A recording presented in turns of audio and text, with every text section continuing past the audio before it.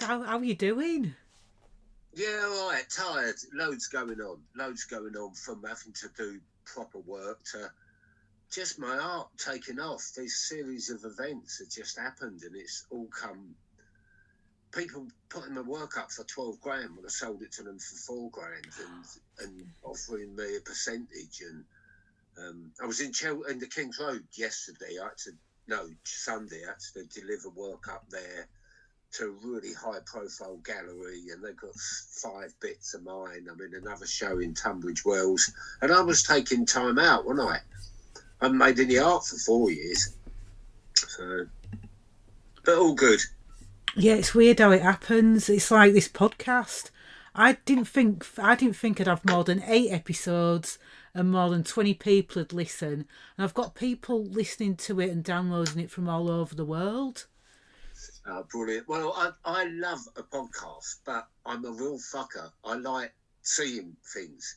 If I listen to one, I feel like I'm listening to the radio. So I do apologise. I've not listened to one of yours How dare you? yet. No, I get that. Is it all called the punk rock creatives? Yeah, that's what it's called. Yeah. Okay. Who else you had? Oh God, I've had Zilla from Rubella Ballet. I've had loads of people. Steve Battersall from the Lost Cherries. Cherry B, do you know Poet Cherry B? I know the name. Yeah. Ambition Demolition. Gypsy Lee Pistolero from the Gypsy Pistoleros. But I remember when I was at it was BANM, wasn't it, the music college. I remember when you started writing it. You were telling me about it. I actually started it on January the 1st, the year 2000, when I woke up in a mess. So it's 2 books put together, but I'm nearly there. But I couldn't read and write to start with when I started. I just about taught myself to read and write by BANM. I blagged my way through that, just by laughing and getting on with everyone. I don't know how they put up with me, really. Well, I was told that it was really a scheme for unemployed musicians. I didn't even agree with it to start with. I just thought, hang on a minute, I've got to do this job. I've never had a proper job. It was my only proper job. So, and we wouldn't be sitting here talking now if that hadn't have happened. No, we won. It brought me a lot of stuff. I went to art college first, as you know, so I was a little bit older than a lot of the people there. Like Karina and I forgot his name who lived in Walthamstow. I got on really well with him, but obviously over time. And Nick with the big curly hair. I was there for 9.5 years. It's such a blur, but I've written all about it. It's actually a really long chapter because so much went on. I mean, I was getting stoned at work. I was drinking. I even did bloody a pill once. A student gave me, so I just thought, oh, fuck it. I remember one time you kind of went missing, and we were doing some setup, and Luke was in that day, and everyone was like, "Where's Dave? There's no wires. There's nothing set up. Everybody had been banging on the door." And I went round there and I was banging on the door and I'm going, "Dave, are you in there? Because I know you used to lock yourself in there and write books or whatever you were doing. I don't know. None of my business." I was banging on the door going, "Dave, like Luke's asking questions, and you just suddenly came out with a box full of stuff and went, 'Marie, take the box. If anyone asks, I'm having some issues in the cupboard.'" I was like, "Okay then." So I went off with this box. It's only because Luke was like, he was asking questions and he was like, "Where's Dave?" And he was getting a panic on. I thought, you're going to get into trouble if you. Yeah, he was hard work, Luke. He was a funny one, but yeah, I don't know what I was doing that day, to be honest, but It was a long time ago. I'm surprised I remembered it, to be honest with you. It's a very random thing for me to remember. I can only remember the funny bits, and I've worked out through, maybe it's been creative. I don't dwell on shit. I will take things really personally, sulk for a few days and get it out of the system.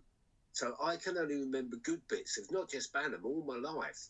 So my whole book, or the 2 books, and people have read bits, which is only 3 people now, have all said it's really funny because I can only remember the funny bits. I know you changed the name of somebody, but and I read it because you'd shared it online, and I thought I know who you're talking about. And I didn't Mr. want to Potato Head. say, yeah, I know. Oh my word. I don't know what happened to him, you know. We were sort of in contact on Facebook. I didn't. He was all okay with me, but yeah, just they started doing art, then disappeared. I don't know what happened from there. You I know. still get contacted by some people, but if it wasn't for that job, I learned photography when I was at that job, and I learned Photoshop in my office, and I went on to make a living out of using Photoshop and my photography up till 4 years ago, and it's now starting again. So if I hadn't got that job, I wouldn't have had time if I was on a building site or something, which I was doing before. And I did get away with murder, like I said. The only thing I got told off all the time for was wearing a Cowboys t-shirt or my tits, Vivian Westwood tits t-shirt. He's showing his face, David, you can't wear that in college. So I'd not wear it for a few days and then sneak it back in again, you know. Yeah, I think that's when we really got talking because I had a Vivian Westwood type T-shirt on as well. Had you know the one with the flags on the oh I forgot which were it. I don't know if I've still got it somewhere actually. That's it. Was like well, you know you like my T-shirt. I was like, oh, you had the same similar T-shirt on. I think it was one of them. Okay. And I think that's how we got talking actually about punk and T-shirts we're wearing and Yeah, but it was a music and breath of fresh air having you there because there wasn't that many punky people. There wasn't many people I could relate to because they liked all different music. So if someone that turned up there was a younger punky person, I was like, oh, I'm well happy, you know. yeah, it was. I think I was the only person. Everybody like it's almost like everybody wanted to be, you know, on oh what was those like you know, it's like reality fame, pop star TV Mm. shows, and I just didn't Mm. want that. I was Well, it's like the also, opposite to what everybody wanted. I just did what I wanted to do. yeah, but I hope you got something out of it because it was about making money. That's all it was about. I mean, when I was, you know, at school, I mean, I never went to college, but if I'd had that when I was younger, I would have gone just for the hell of it. That's I what didn't I get did. into Southend Art College. Southend Art College turned me down because I turned up with my portfolio for the interview, and it's not because I was a fascist, and I'm not. But I did a load of different drawings of basically the swastika in bright colours, very Jamie Reedy, and they just looked at me and that was the end of it. Yeah, But it, I didn't know anything about art all my life, or writing a book, or photography. It's just when I want to do something, I just do it because I can't do this 9 to 5 shit. You know, I mean, I work my nuts off, but we're not put on this earth to just work, but we're here to be creative. And if you've got a creative side, music, art, or anything, you're knackered. Without it, I'm just depressed if I'm not doing so. I've just literally turned my computer off. I've been writing my book and then came straight on air. And then the minute we're finished, I'll go back to my book. I have to be doing something. yeah, And it leads on to other things, hopefully, because if I don't make some money soon, I'm getting a bit too old. I don't know what hell I'm going to do. I ain't got a pension. Yeah, well, that's how I left my job. They were getting rid of 2 people under me, Dave and I can't remember who the other person was. And they offered me a pay rise of £1,000 a year, but I had 3 jobs, or voluntary redundancy. So I took the voluntary redundancy. Now, I can't remember what it was, but it was a good amount because I've been there 9 years.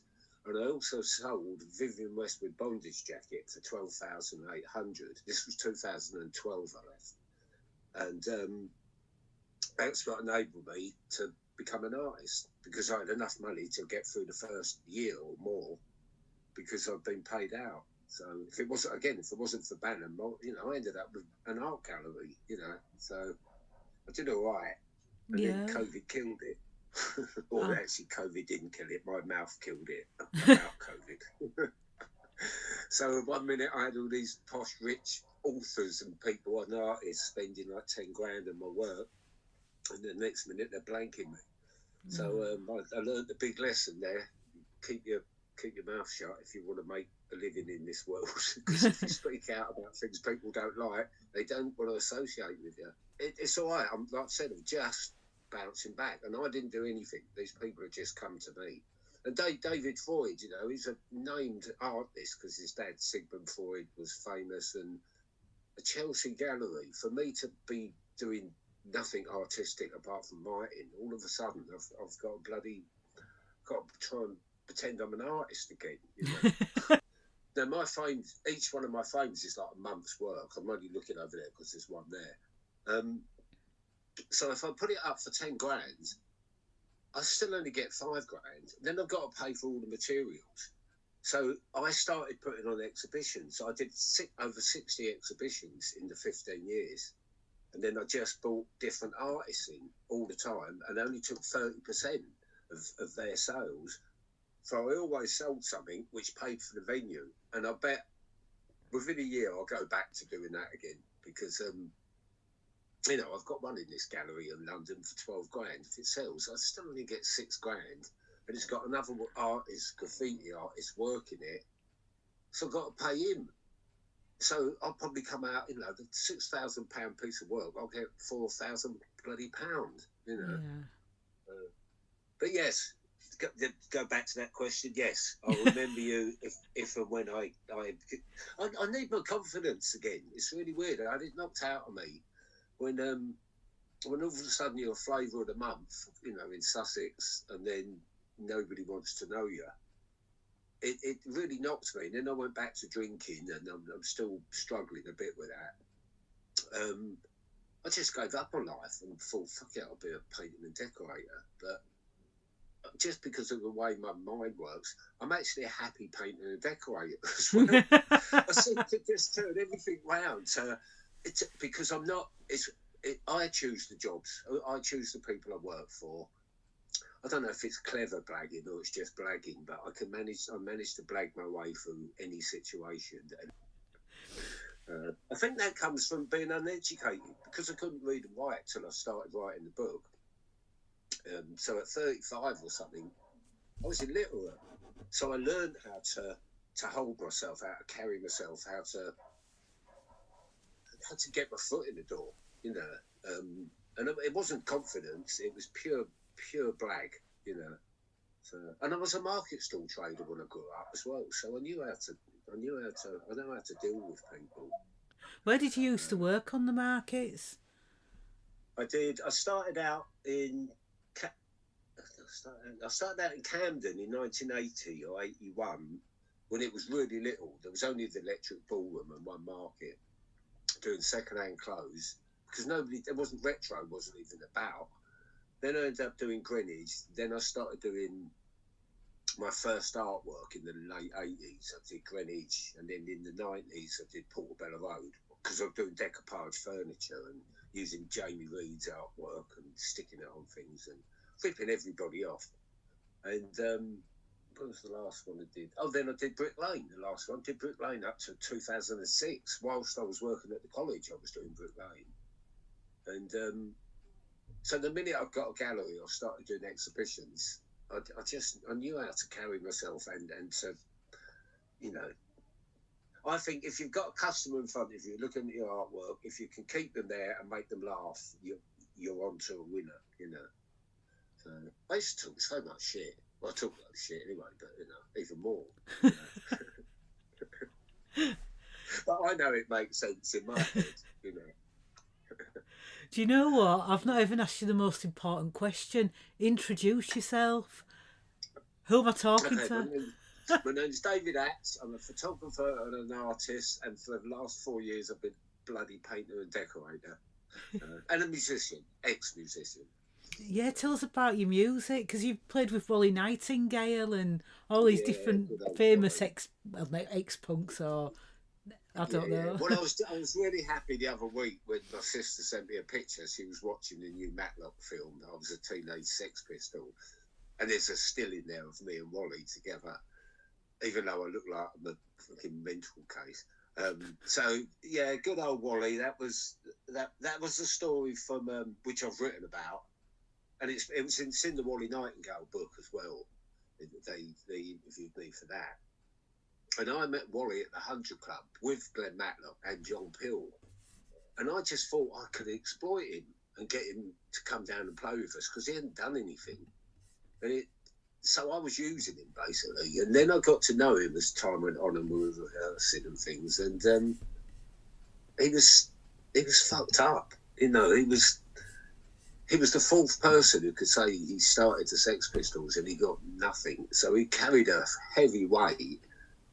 And then by the time we'd done the gig and I got to know him, I realised he needed us more than we needed him. You know, it gave him something.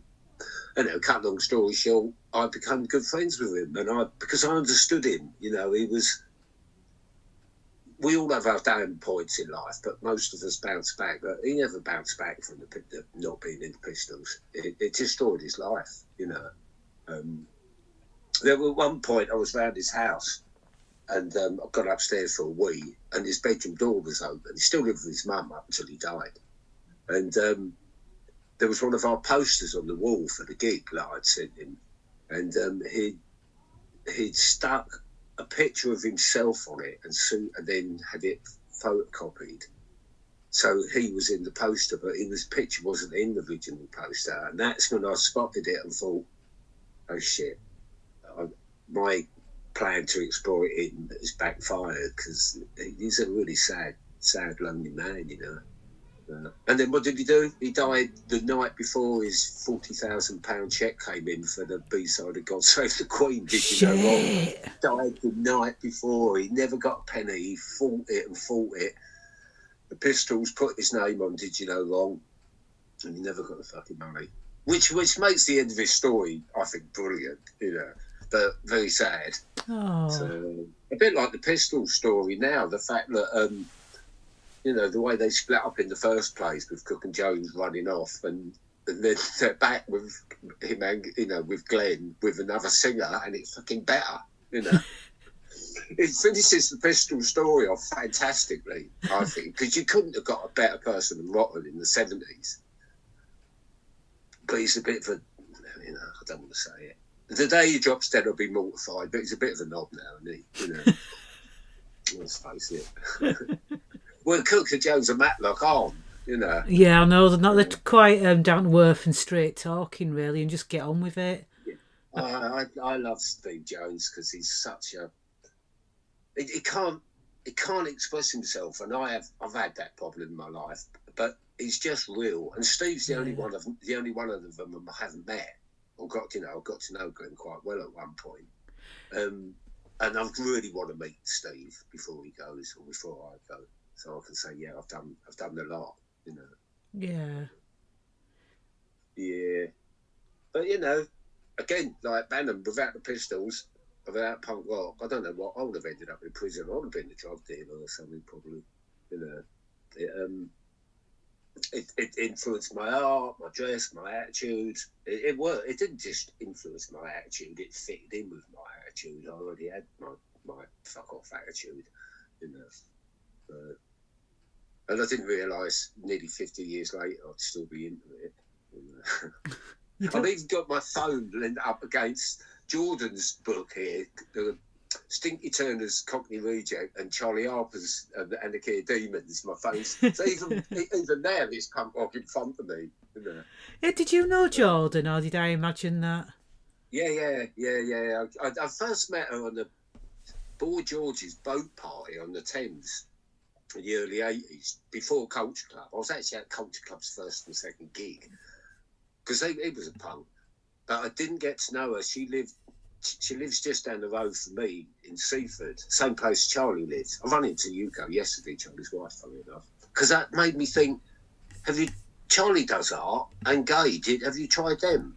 Yeah, you know, they're the two I'd like to have on the show, but I don't know them. I know Gay through Facebook, and I met her at a funeral, but No, they'll be interesting. They're not as quick talking as me. But they think and give you an answer. Well, I just don't think.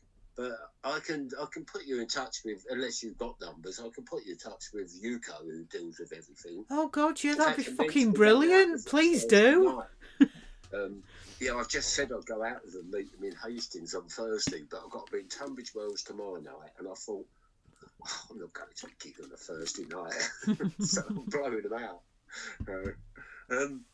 So yeah, I've got Gay's number, but if I'll contact them both and say what you are, and do you mind if I can give them your number? Give them your number. Oh, that'd be brilliant. Thank you. Yeah.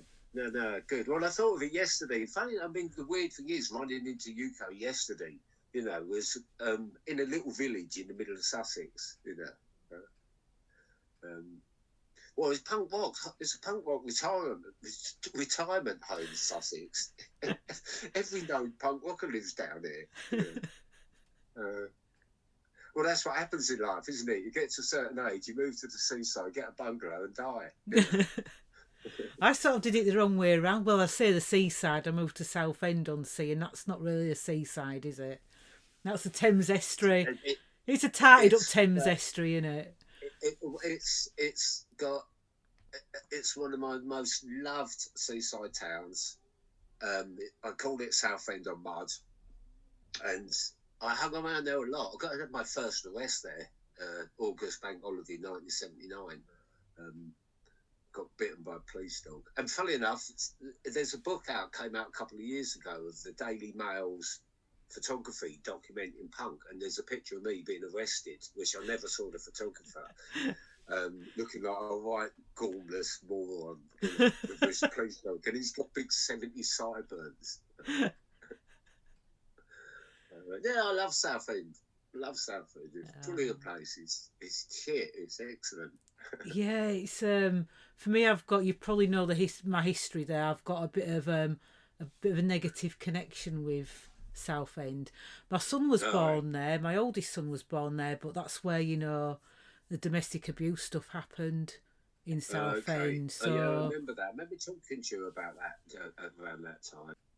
Yeah, which is the best way. Face up to things. But if Southend's got a bad memory for you, it's not the place is bad, even though it is a bit crap. Yeah. I do love it. So yeah, if I don't know if it was domestic. I think you knew about my narcissistic relationship.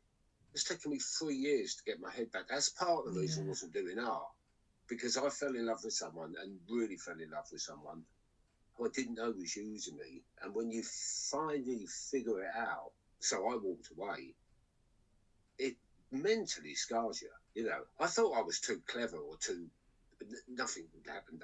I didn't think anyone a con man could con me, but a con woman did. And then you just, like you said about doing this, I had problems in going out to start with, because I felt like a clown. I felt like I'd been. It's a hard one. I always find it talking about how someone basically brought me to my knees by being clever and using me, and talking about the death of my brother, the two things where I still can't get my head around. So I think if you can't get your head around it, just push them aside and get on with the next problem, I think for me, like I went into refuge, and I did like a lot of therapy and counselling surrounding it, and I think it's something that's still there, but I see it for what it is, and I think that's the key. When you see it for what it is, you know what happened, and you've come to terms with that. You can sort of, what's the word, sort of manoeuvre yourself a bit better. It's like, I know what that is. You have to start again. You have to find. Yeah, you yourself. do. And literally, I've my way of coping with anything shit in my life is total hibernation. I do it with full moon. That's what affected that the other day with you, with us doing this. It's not been bad for years. The full moon has fucked me up. 3 days before, I plummet. And I've got over it after I split up with this girl, funny enough. It went away. But the other day, I couldn't have done this. I was like having a mini breakdown. But I've talked to spiritual people and they've explained about it. They've said it's like a shaman quality if you're that connected to the moon. which whatever it is. So that's why I had to blow you out, because I couldn't do it. I was like sitting there rocking and dribbling, you know. No, that's fine. It's fine. Well, it's not fine, but do you know what I mean? I get it. That's what I'm Yeah, trying yeah, to say. I get it. If you're having a bad time, then that's fair enough. Don't. yeah. You And did the right thing, but unexpected one, yeah, you know, and unexpected ones. And so I just have to hibernate. Sometimes I just have to. It's 3 days leading up to the full moon, some days 4. And on the day of the full moon, I bounce back like that. You know, I'm a fucking werewolf, you know. But better to be busy than dull. yeah. No, that's true. I mean, I'm similar. I'm just here, there, and everywhere, Dave. Honestly, I'm I think that's non-stop. just the way we are. Yeah, Yeah, yeah. Some people are doers, some people are not. And I think we make ourselves, even if you've got a child, I haven't got children, but, well, I might have. I think if you've got a lot of energy and you're hyper, you bring the busyness to you, you know. yeah. And we might moan about it, but we can't actually live. I can't live without it, you I know. know. I I couldn't can't. sit down. I've not had a telly for nearly 33 years, you know. Occasionally watch some nice John Levi things about Tartaria and things on YouTube, but I never watch telly. I don't even read my books. I just buy them. In fact, I'm collecting them because they're all autographed to me. I like collecting ones that are autographed to me. And Charlie's, it's a massive book. I don't know how the hell I'm going to get through that because I'm such a slow reader. Oh, yeah. Tell me about it. It takes me ages to get through a book. It can take me months, maybe a year. Yeah, yeah. Well, I've only actually read 7 books, and one of them's I haven't done Charlie's, like I said, Company Reject. That was an easy read. Defining Gravity, I've got about a quarter left, and I've only read that on a plane because I go back and forth to Spain a lot just to stay with my first ever girlfriend and her husband, and that's where I do my book editing. So I've only read Jordan's book on something like 10 flights, 5 flights there, 5 flights back. So it's the only time I can sit down and do nothing because there's nothing to do on a plane, is there? Yeah. You know. And I'm very slow. I'll get to the end of the page and I just think I've got no clue what I've just read, so I have to go and do it again. You know, because my mind's off somewhere else. You know, Yeah, I've done that. I'm like, I've got to the end of a chapter. I'm like, I've got to read that again. It just didn't go in. I remember I looked over the words, but none of it's gone in.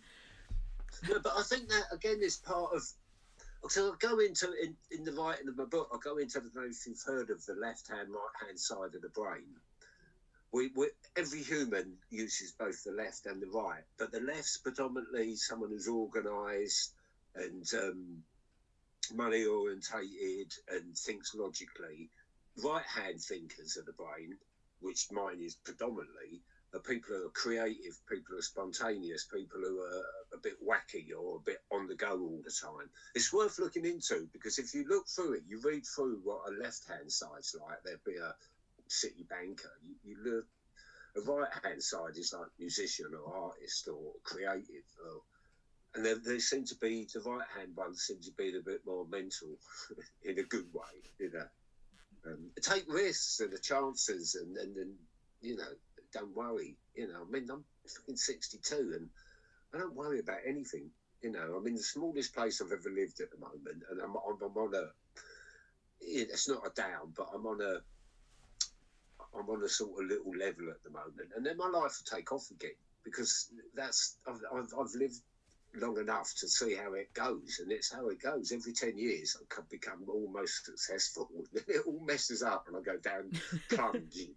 And then I build myself back up again. I won't say you become less successful because everybody knows who you are, Dave. You know, they know your work. They know, you've been around a long time, and Yeah, I feel it. No, all right. That sounds really funny. But But thinking, I mean, we met 20 years ago, over 20 years ago. Can you believe that? Bonkers, isn't it? It is bonkers. No, but I appreciate you saying that, but that's how it feels to me. But there was Joe Strummer said something once about after a clash, he was in the wilderness years, and that's how I thought of it. I thought, yeah, maybe this is my wilderness years. I've survived by going back to work, but that took me it took me over a decade to build up to get known in London, and then to get known in Sussex, and I think, you know, my name's only known in a sort of punky arty thing because I was in bands and I promoted and I've always been around and I was a photographer and an artist. People who like football don't know who I am or have never seen my art, you know. So it's like a small fish in a small pond, isn't it? You know. Yeah. But yeah, I wouldn't change anything. I've said that, I've written about that in the book. The only thing I'd ever change is some of the violence in my life that was dished out on me, or I dished out of having to survive as a drunk punk, you know. Other than that, I think everything happens for a reason, and then you learn from it, and then hopefully you don't do it again. Says the man sitting there drinking red wine. Yeah, because I remember there's been times when you're like, Marie, I've given it up. I've given up the drink and the fags, and the next time I see you, you're on the drink and the fags. But you know, all the way through BANM, I was sober. You know, I did a rehab and I was sober for 12 years. But the book's about that. It's about me having a drink problem twice and how I dealt with it both times. The second time I dealt with it on my own, so I shouldn't be drinking. But the drinking went to me because I was such a hyperactive kid and I was known as special needs and put in special school and things. When I found alcohol and pretty much punk rock at the same time, fuck me, you know, I could be whatever I wanted if I had a drink, you know, and that's why I love drink, because it makes me.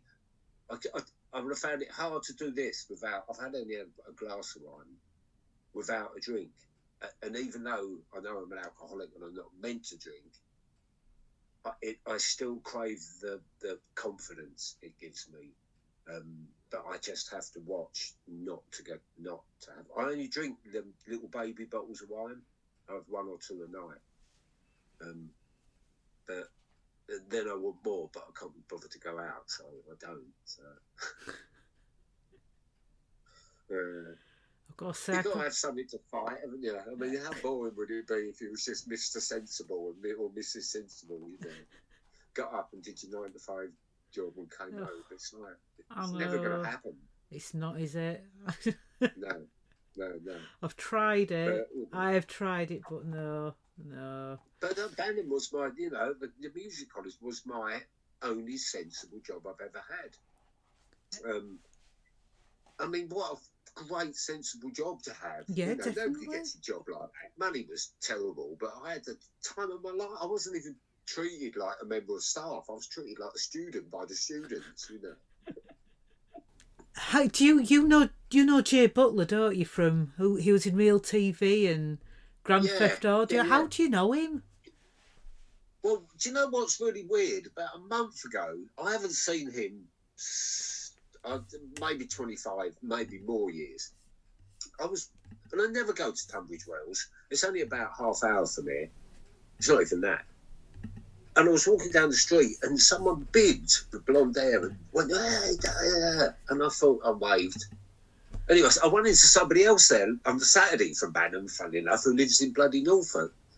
And when I got home, there was a Facebook message from Jay saying, I drove past you today. He said, I would recognise you anywhere. Now, I haven't seen him for 25, 30 years. I can't remember how I know him. I just know him. Because I know Fraggle, was he in Real TV? He was in Real TV. Why I know this and why I'm bringing this up today, I have no idea. It's very random. I used to put them on, but they were from Chelmsford, and I hung around in Chelmsford around 79, 80, 81 with the waxwork dummies, who turned out they were also special duties. So they were a lot younger, 5 years younger, maybe even 10. So they were the little kids around, but, you know, and, you know, without being big-headed, I was David Atts, and everybody knew who David Atts was. So they was either wanted to be friendly or they were wary of me, so they were friendly to me. But it's so funny, and again, it's not being big-headed, because I've been with my new young lady for a year, which is lovely and quirky, and we get on really well. And wherever we go, I run into someone from years ago, or from London, or from somewhere. She said, we go wherever we go. This happens. Someone who comes up to you and knows you. I said to her, yeah, but the worst part is it's not just been lately. It's been happening all my life. It's happened in Venice. It happens, but I think it's just because of being a character and not being. You know, when I was into the punk scene playing or the punk scene promoting, I was always off my face or doing something stupid. So if you're a standout character and you know, a musician, promoter, like I said, artist, photographer, there's a lot of people out there who still know me, but unless it's the universe providing or something, but it's everywhere I go, someone comes up to me, and I really like it. You know, not in an egotistic way. I just think, yeah, that's a nice compliment, pat on the back, isn't it? Because I knew loads of people around there, Knights of Ebb as well, that were on the same scene as us, and very early on, 10 years before that sort of age group. Like I said, there was after the initial punk thing, straight away, the Blitz Kids thing come out, and I was at Crocs then, and there was this. It was called Peacock Punk. It wasn't called New Romantic at this point. So, you know, I knew Depeche Mode. I was watching them doing their first gigs. So I watched this crossover period that's really not been documented as punk turned in. One part of punk went to, which I love, Cockney Rejects and Angelic Upstarts and things. And then the other side went to just the sort of Blitz thing that turned into New Romantic. So I really enjoyed writing about that because I've never seen it documented. I just thought it was an extension of punk, the New Romantic thing, and then it just got a little bit too silly. But then on the other hand, after the Rejects and the Upstarts, who were great, you got the Exploited and the Discharge and GBH, and I fucking hated it. But I didn't like the other side that was going on. So I didn't really listen to any new bands until I found bands like Social Distortion 10 years later, you know. Yeah. So there was a big gap where I just stopped. I thought, no, I don't like either of these directions. Yeah. I mean, you know, I'll probably be hated for saying it, but especially the fucking Exploited, you know, they're horrible. It was horrible then, and they're horrible now. But I did get quite choked up. I see a clip of him. It's the singer Watty Man, a year anniversary with his new girlfriend, and I thought, you know what, good for him. You know, yeah, he looks a really happy man. So you know, I'm not against anyone personally. It's I think punk should have gone in a much better direction than it did. Well, it did both ways. You know. Bands like the last good punk band to me was the Ruts, you know, and and that was it. Then I went backwards and found Woody Guthrie, and you know, I'd already found the New York Dolls, and I got into Jeff Buckley and Nick Drake and Beethoven, you know. Yeah. Really, yeah. I've gone off. I mean, I still listen to. You know, I've got 2 Ramones tattoos. I still listen to the Ramones. You know, I still play the Clash, but with writing a book, I don't have a chance to listen to music because I can't write and listen. Well, I can, but I can't write because I'm listening to the music. You know, my brain doesn't do that multitasking. You're writing the lyrics, and you're like, "Oh, this is good." And you're writing the lyrics of the song. I've nicked lyrics and put them in the book. Oh, they won't notice. But weirdly, when I'm in Spain, because I go there to edit a chapter or 2 when I've finished it. Pippa, my friend, has the radio on to keep the dog sort of, you know, having music to keep it occupied. So I found I can write with the radio on, but I can't write with music in close proximity. You know, I can't have it blaring out the speaker next to me and write, but if it's in the distance. So maybe I'm becoming. I think females are better at the multitasking. Oh yeah. Anyway. Yeah. I'm not a multitasker. You just, you know. I mean, whether we admit it or not, being a drummer, I was at the back, again, it's not egotistic. I fucking love being on stage. Yeah. I love being on the market stall. I love being in the art galleries. I love being not the centre of attention. the person doing it rather than the person watching it. You know, I'd much rather be up on stage than watching a band. You know, what are you playing anyway? In Harlow, so nothing exciting, Oh, but it's love music, hate racism. It's part of that chain, okay. so I'm part of that. Yeah, I mean, because I started a band in BANM, didn't I? And I went on tour and everything with this band, and then I just kept making music, went from band to band to band until quite recently. And I was gonna retire, and I was like, right, I've done what I needed to do now, I'm fine. And then I don't know, about a year ago, somebody asked me to play bass in their band, just as a stand-in. I did that, and then I started writing again, and I just went from there. Yeah. It's in your blood, you know. You'll end up writing a book, and all. It's like there's that thing, and I'm sure that if you look into that left-hand, right-hand side of the brain, you'll see it. We're sort of fucked. We have to do it, you know. I mean, I don't know anyone who spent 26 years writing a fucking book, you know, or 2 books. But I had 13 years where I stopped because the photography and art took off. But it's that thing. If we get to 90, we're still going to be creative. I mean, look at Charlie Harper. He's 82. And when he's not playing, he's painting. And if he's not painting, he's just... He did the book in 2 years. And that's probably why he's 82 and still jumping about on... Well, a little bit jumping about on stage. Because he's not sat down and put his slippers on. Yeah. You know? I think the minute you stop is when you become old, you know. If you don't have any concept of being old... You just don't get old, you know. Well, that's the way I've always... I don't know, I don't even think about it. I just carry on. And sometimes I just wake up and think, how the fuck did I get to 62? But I did it, you know. I'm here. Yeah, do you know, I got to 40 and I just stopped thinking about my age. I don't think about it anymore. I just am. I just be, you know. Yeah. And it doesn't matter because... to me, I believe it's not wishful thinking. It's my positive attitude. Is I'm not even going to get ill. I don't have doctors. I don't even have dentists or doctors. I don't take any pharmaceutical industry drugs. I eat reasonably well. I've been a vegetarian since '79, and my mindset is that I'm young, not thinking I'm 20. I don't think I'm getting older. I don't think about it. So I just carry on as normal, and my body seems to just let me do that. It's only the full moons that mess my head up. Other than that, I'll probably be one of the last ones standing. You know, be no fucker at my funeral.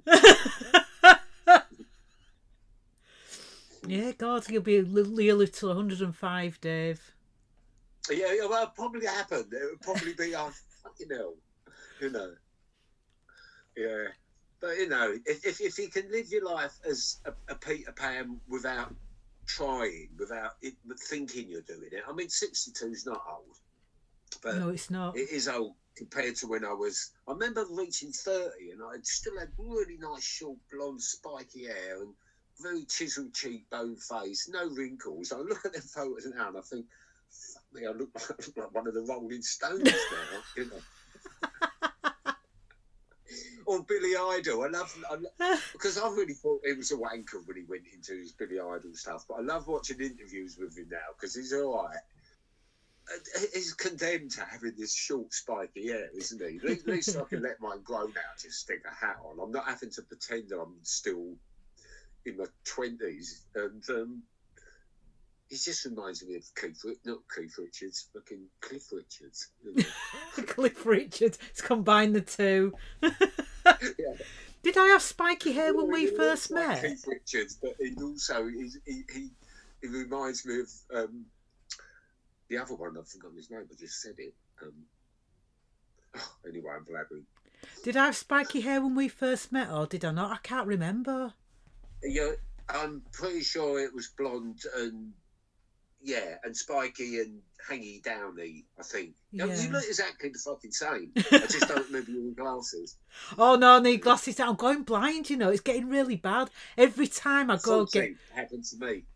Yeah, every time I go get my eyes tested, to get that little bit worse. Yeah. Well, I've just had mine done. Do you know, I keep saying to people, the older I get, this is one thing that happens with age. I have conversations with everyone about glasses or needing a wee.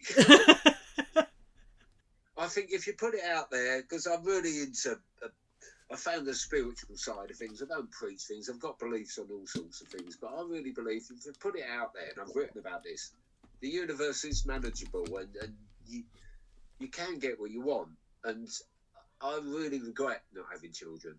So I would be quite happy if someone turned up, because I would just say, "Oh, well, you're rich now. I don't have to give you any money." But you know. Hang on, do you want a child? That sounded really shallow. I was going to say, would you want children for the bringing another human into the world and nurturing that human being out for the money? It doesn't matter where I go. Again, with my partner, all my life, animals and children approach me all the time. That I think they know there's no authority in me at all. And they just, or maybe they just know that I just adore animals, and they know it. Yeah. And children are the same thing. Children just come in. I go out a lot in the summer. I go exploring all the time, trying to go to any castles or anything, It doesn't matter where I go and sit on a bench. A fucking child comes up to me or a dog comes up to me, much to their owner's dismay, because I'm sitting there looking like a cross between, I don't know, looking... one of the Harper marks and an Asian punk, Yeah, I think it's just that same thing as if you've got energy and you're creative, animals and children pick up on that energy. They know you're all right, They know if you're wrong and they're not going to come and up to you, they know. I think they just think, oh, he looks interesting and he's smiling. I'll go and say hello, Oh, he smells of food. Yeah, or he just smells. Yeah. I mean, it's like Jesus, and I really have got a good work ethic, whatever I'm doing. No, I know. Everything gets 100%, Yeah, I mean, I know that because obviously I've known you a long time and I've seen you working and I've been part of your work and I can vouch for that. Was Martin Rossiter one of your tutors when you first joined? Because you came back and did the artist development program, didn't you? You did 2 courses. No, I did one. I just did the one. Oh. Yeah, but I just did the one course. It's a level 3 diploma in performing musician. That's it. I've got a qualification. Can't remember what it is, but I did. I know it's part of the punk thing, but so I have followed you and I've seen what you're doing. And I saw a really good cover of you and a mock of the first Damned album the other day. I hadn't seen that. Yeah. Was that with the Pukes? It was with the Pukes. That was fucking brilliant. That was so good.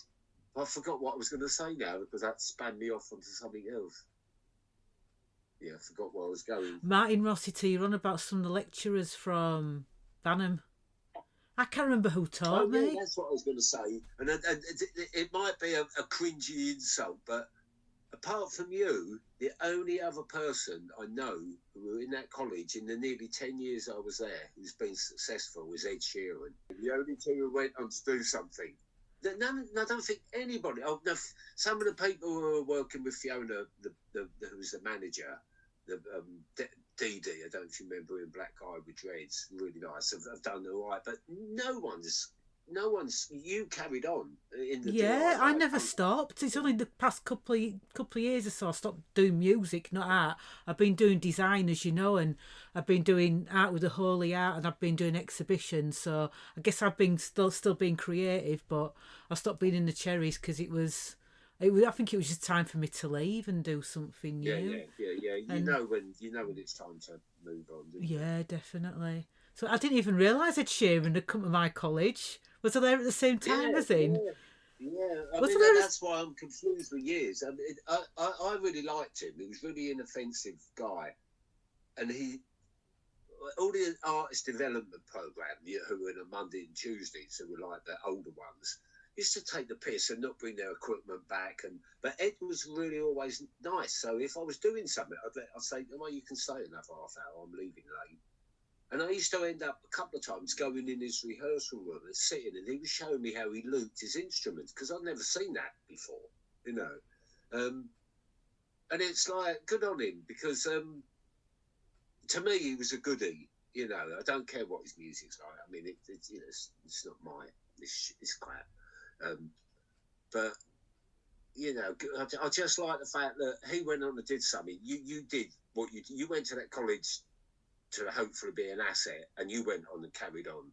That I don't know many other people who did. You know, it was everybody else did that birth, school, work, death. You know, did the left the college, got married, had a baby, and that was it. You know, but good on you for trying, and you're still only 40 years young. So. I'm in my 40s. I won't say what year, but I'm within that 40, 50.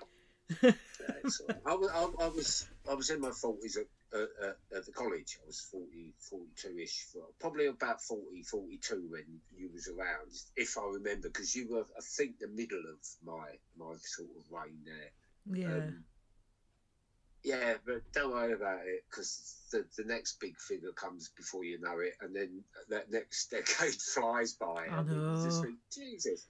But whenever I do think about that, I always go back to Charlie again. I think if he's 82 and he's still doing that, he definitely is. So, it's an inspiration. Yeah. Definitely. Yeah, definitely. I mean, and Gay as well. I mean, she's with her art and stuff, and she looks really good. Brilliant pictures of you I took of you. That was really on after I'd only picked up my camera a little while before, but the ones of you dressed as a nun, I still keep finding them. They always come up. They're brilliant.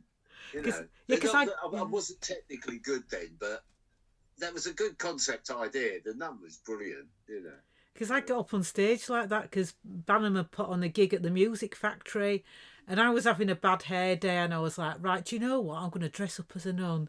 So I did. Yeah, I think I was at that.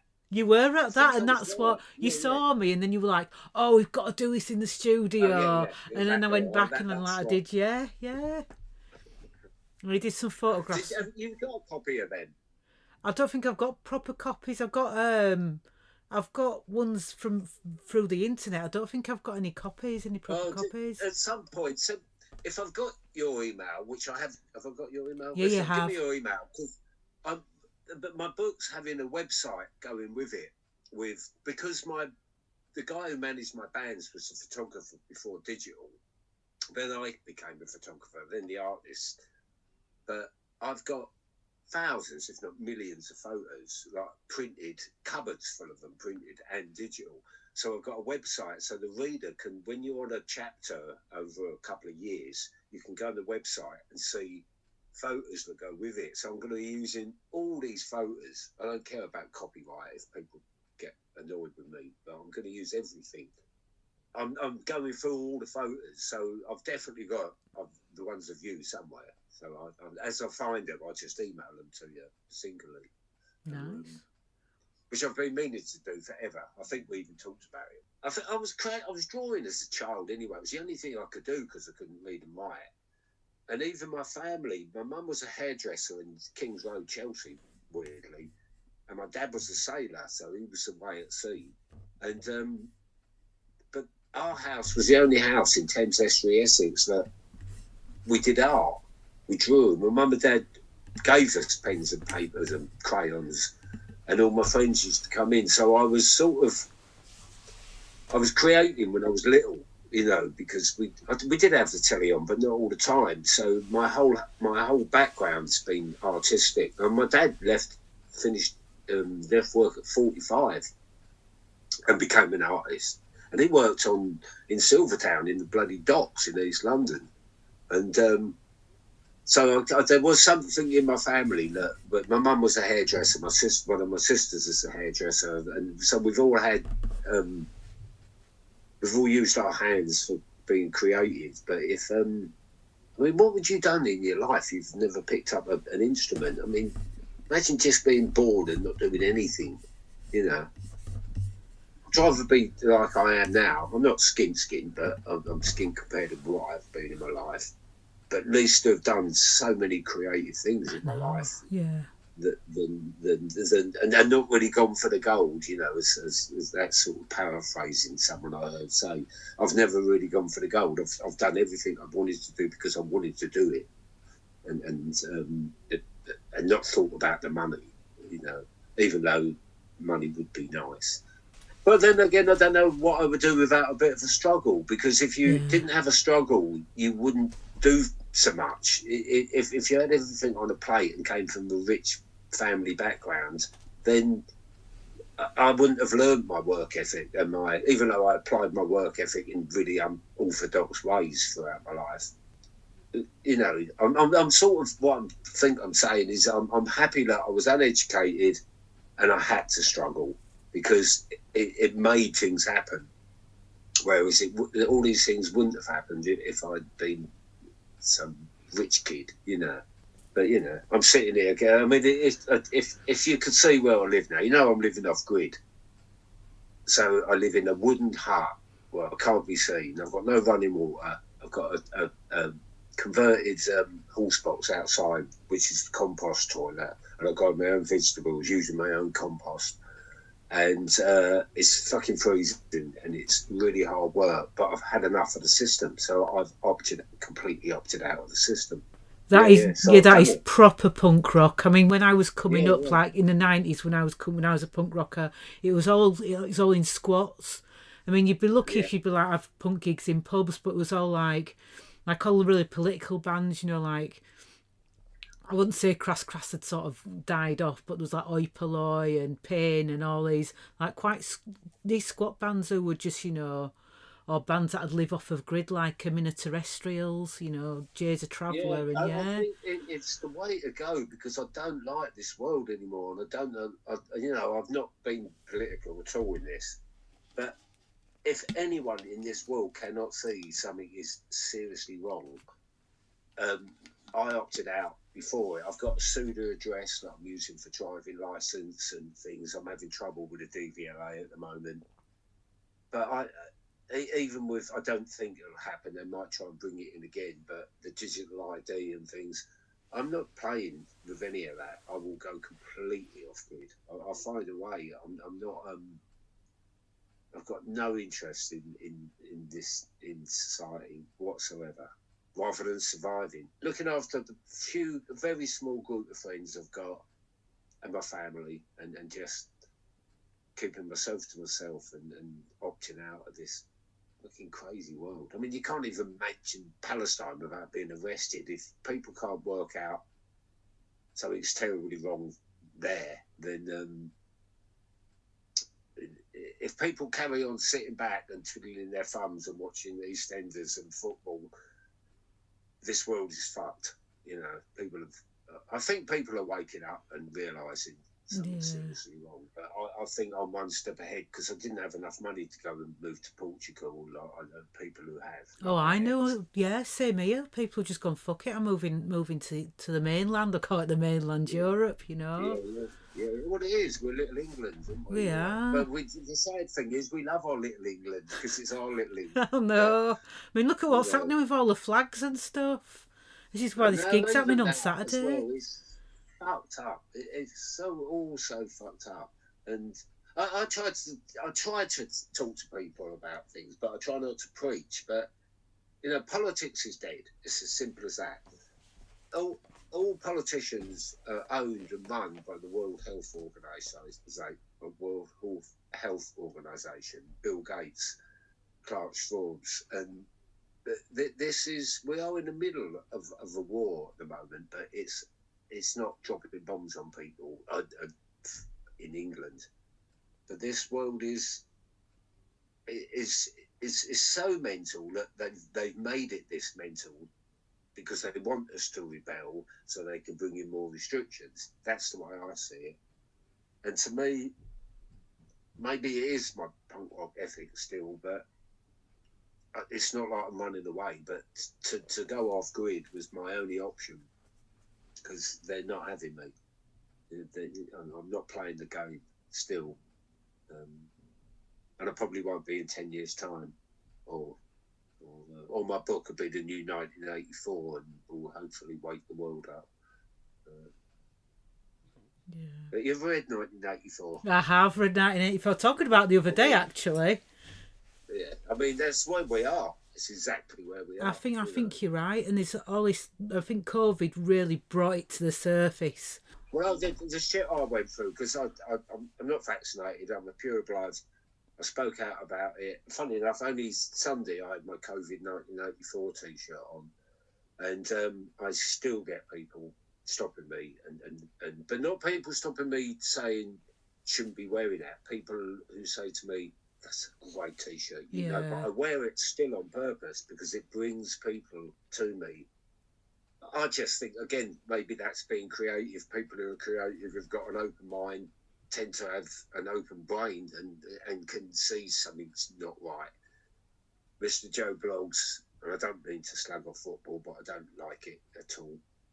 If you've got something that, that's that thing of give them games and butter, isn't it? Bread and butter and something to enjoy yourself. You can become complacent and you never get off your arse and stand up and question anything. Well, my view in life is question fucking everything. Yeah. We'll be taken for a huge ride. And there's going to be a lot of shit going on in the next year. And there will be a famine. They will starve us out this year at one point as well. Like the driving of the racism as well, this stuff. Yeah. It's all about divide and conquer. Yeah, exactly. Yeah. But I think a lot of people, they don't have to get everything. They don't have to understand my views on COVID or anything. The digital ID, a lot of people are understanding what's going on. The immigration thing, the government could have stopped that years ago. They've brought that in on purpose to rile people up or use these people against us at some point because it's predominantly men. Whatever's going on, I just don't take anything at face value. Think about it and question and come up with your own conclusion and keep your mouth shut or say something. But just question everything. I even thought about calling my book "Question Everything," but Crash Bang Wallop's such a good name. Oh, it definitely. sums my life up. Oh. It's actually called Crash Bang Wallop. Every action has a chain reaction. Because every action I've done in my life, I've had a chain reaction. I've moved on to the next thing. Well, the original book was called A Drum Beat Behind because I was a drummer, and it was taken from, I don't know if you know the Ramones song Poison Heart. The opening line is, "No one ever thought this one would survive, a helpless child gonna walk a drum beat behind." And I thought, that's me, But with age, in the second book, I thought it seemed a bit pretentious because I haven't actually been a drummer for 20 years now, I only played once at BANM, so it's probably more like 30 years with one gig or two gigs in between. Yeah, because I tried to get you to join my band. Do you remember? Remember Karina? And we tried to get you to drum for us because we were short of a drummer. Yeah, vaguely, yeah. Yeah, then we met Richard, who he wasn't part of the college, but we used to sneak him in. Yeah. Do you know the reason I did do it in the end? The reason I didn't do it was being sober. I'd never played the drum sober. And then once I wasn't drinking, I'd got myself together. But my confidence for everything I ever did completely went. I couldn't imagine sitting behind a drum kit, not pissed. I learned pissed. I practiced pissed. I played pissed. Not like pissed out of my head, but everything I did drunk. So all of a sudden to be invited to do something sober was like really frightening. Yeah. Oh. Right. I'll let you go in a minute, Dave, but before we go, you became David Apps. Was that for the art only, or was it just you were going through a change and you wanted to, Yeah, well, I mean, my real name is David Atts. I was christened David Atts, but I was called Dave Atts all my life, because there was loads of Daves and Johns and Pauls, but I chose David because I thought it made me sound sophisticated. Because somebody said to me... people always think I made the Atts bit up, but it is actually my name. Oh, no, I knew it was your name. I mean, you weren't going to work in a college under a false name, were you? Or maybe you wouldn't. So do the checks. David sounds better than Dave, doesn't it? As an artist, David Atts sounds a bit. it's Yeah, but you know, like I said, you like it as well, you know. And I think the podcast's great, and I will listen to some. I'm just terrible for sitting down, you know. That's why I don't read any of the bloody books I've got. I always think, oh, when I finally do get old, I'll do everything like that, you know. I need to do a But visual I one. must read Charlie's book, but you know, fuck me, you're not for a big book. God, that's what's happening here. David App's review. One hell of a big book. It's a fucking big book. Fucking big book.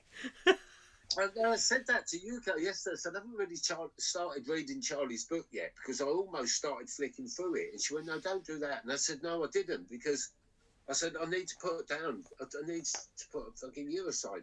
I can't read that book. It's too big. I've got to go and live on a desert island for a year and catch up with everything." But I did used to say to Charlie years ago, probably 30 years ago, even maybe more, and he wasn't really, I mean, I'm sure other people have said it, but he said, "You've got to write a book. You've got to write a book." And he did, and I thought, oh, it'd be great if he said, "Oh, David said you've got to write a book." And I suddenly thought, no, Charlie meets 50 million people a week. You know, I'm sure there's a lot more people have said you've got to write a book than me. You know. But he seems to remember everyone, though. I don't know how he does it. I don't either. I can't remember who I met last week. Pardon? I can't remember who I met last week. No, but I think, you know, Jesus, I first met Charlie in, I think it was about 79. So he's been in and out of my life all the time, and then he forgets me, and then I didn't see him for a while. Then I ran into him, and then he knew I was sober. Then I didn't see him again, and when I moved down there, I went to see TV Smith playing at a gig, and I was standing with TV Smith, and Charlie come in, and he said, was chatting, and I went off to the bar or drink or wee or something, and he said, "Who's that?" And TV Smith said, "David Apps," and Charlie went to him, "Oh, you mean Anarchy Apps?" That was my name. And but it got lost over the years. But Charlie remembered me for my nickname. It's the only nickname I've ever had. Oh yeah, Anarchy. And then, of course, we found out that we lived like fucking 2 miles from each other. So there was another friendship, but that was to do with art. And so yeah, he's been and I know everyone's met Charlie and loves Charlie, but he's been a real poignant person at so many times in my life. All through the time I spent in Germany, I was at gigs with them in Holland and Belgium, and of course that was with Vom, who's the Total Hosen's drummer, so there was a contact there. So all these people just come back into my life. The more I back off from punk rock, all of a sudden I'm back in it again, you know, but in a different country. You can't escape it. Back off again. You what? You can't escape it. No. Well, it's the same. When you're finally my age, the same thing happened to you because you've been in and around it and done things, and you're doing your art and you're doing your music and your podcast.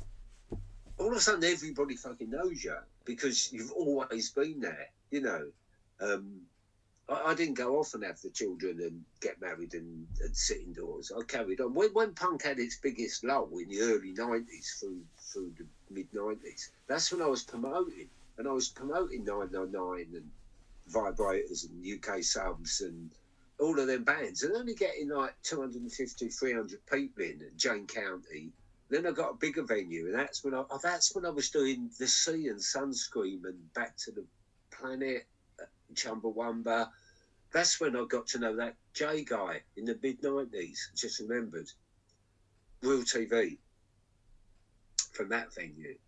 So this is what happens, and I'm writing a bloody book about it all, and I still can't piece it all together. But I made a pact not to ask anybody